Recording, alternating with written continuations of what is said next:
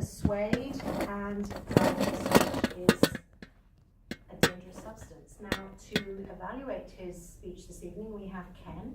Ken, could you give us an outline of the objectives of his speech? Persuade with power.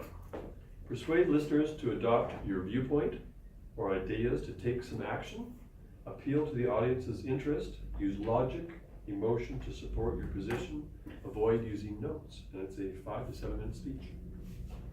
A dangerous substance.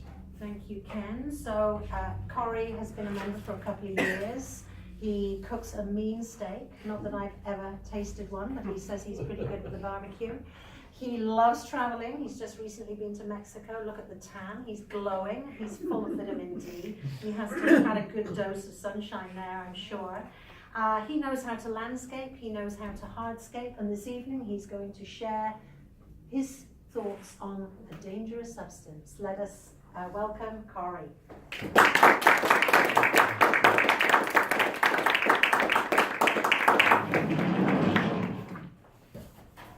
Tonight, I'm going to talk about something that kills in high doses.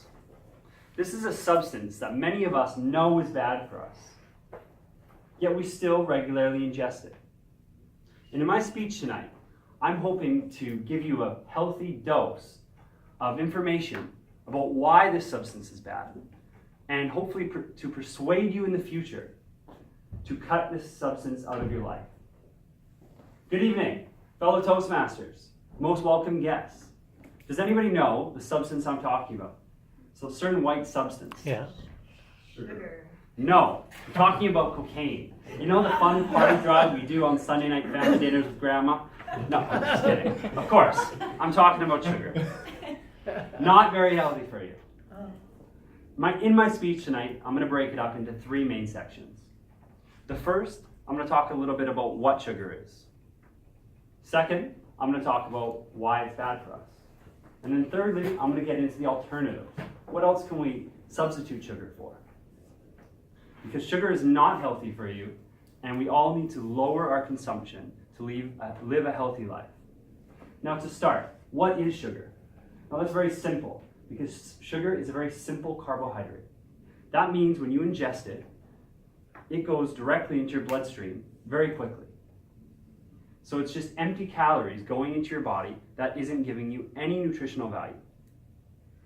So when you think of sugar, you might think of white table sugar. And that's probably the most common connotation with sugar. We put that in our coffees, we bake with it, but that's just one out of many different sugars. And there's plenty others. Things like maltose, the sugar you find in beer.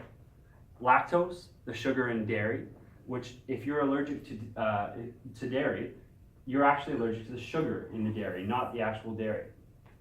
There's also sucrose and fructose, which is the sugar found in fruits and vegetables. Now, some of these are worse than others, but at the end of the day, none of these are healthy for you in high levels. We all need to work actively to lower these levels in us. Now, how do we get sugar in our bodies? And that's pretty simple. We know some of the foods that are really bad.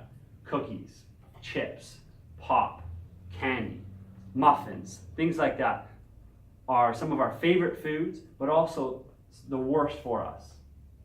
But there's also plenty of other foods that you may or may not be aware of that are also filled with sugar. Flavored yogurts, sports drinks, filled with sugar and not good for you.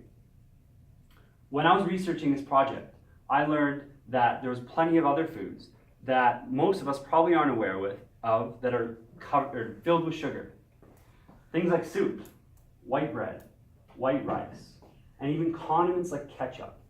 So if you didn't need an excuse before not to put ketchup on your eggs and mac and cheese because it's disgusting, don't put it on because it's terrible for you as well.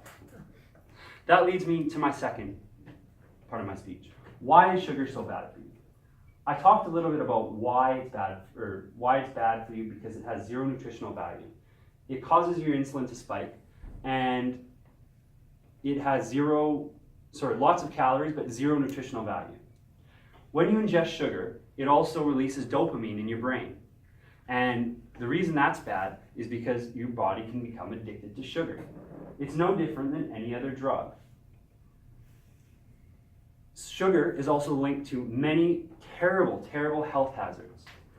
There's a link between sugar and diabetes, dementia. It increases stress. It causes acne. It is a risk of cardiovascular disease, and of course, one of the big demons, type 2 diabetes. And you can get type 2 diabetes if you're regularly ingesting things like fruit juices and muffins every day of your life. What happens is your blood glucose levels become elevated, and they stay elevated. And when that happens, you develop an insulin resistance. And the reason that's bad is because that is the fastest track to getting type 2 diabetes. And I'm sure all of us have had a friend or family member with diabetes and know how terrible it is. So the end result of all that is we all consume too much sugar. We need to limit it out of our lives. So thankfully, there are alternatives. If you don't need to give up every single item that you love. If you love cookies or chips, or you like sweet coffee, thankfully you don't need to give up them all while reducing your sugar intake. There's two substitutes that I'm going to talk about. First, if you like your rum and cokes like I do, I can't live without them, but switch to diet rum and coke. Rum and Diet Coke. Some people believe aspartame is unhealthy for you for some reason. And I want to publicly state everything of all those fears are completely unfounded. The USDA, the European Food Group, which is, by the way, one of the strictest food groups in the world, as well as the US Cancer Institute, have all deemed aspartame 100% perfectly safe for human consumption. Just because it has artificial before its name, people think that it's not healthy for you. It is much better for you than ingesting sugar. So I implore you to switch to something like that. If you don't like the taste of Diet Coke, aspartame, thankfully there's plenty of other alternatives for you. There's sweeteners like stevia. It's a plant-based, natural sweetener that is 100 times sweeter than sugar. So you're only having a very tiny, minuscule amount of that. Very tiny dose. You can put that in your coffee. You can bake with it. You can do everything sugar. You usually do with sugar, but you can do that with artificial sweeteners. So cut out sugar as much as you can in all your recipes in every area of your life with alternatives as much as you can. To conclude, there's many different types of sugar. It's in all the different foods that we eat. Actively work on limiting your consumption or your dose of daily sugar because there's a variety of health risks that are very scary. Diabetes, obesity, weight gain. We know sugar is bad for us. I didn't base my speech around just gaining weight off sugar because there's so many more worse health effects that you can have by having elevated levels of sugar. Switch to alternatives. There are so many healthier alternatives than sugar, and I hope that I've educated you a little bit on the dangers of sugar and persuaded you to lower your consumption in the meantime, in the future. And I'm going to leave everyone with one more thing that I really hope to persuade everybody. For the love of God, please stop sugarcoating things in Toastmasters.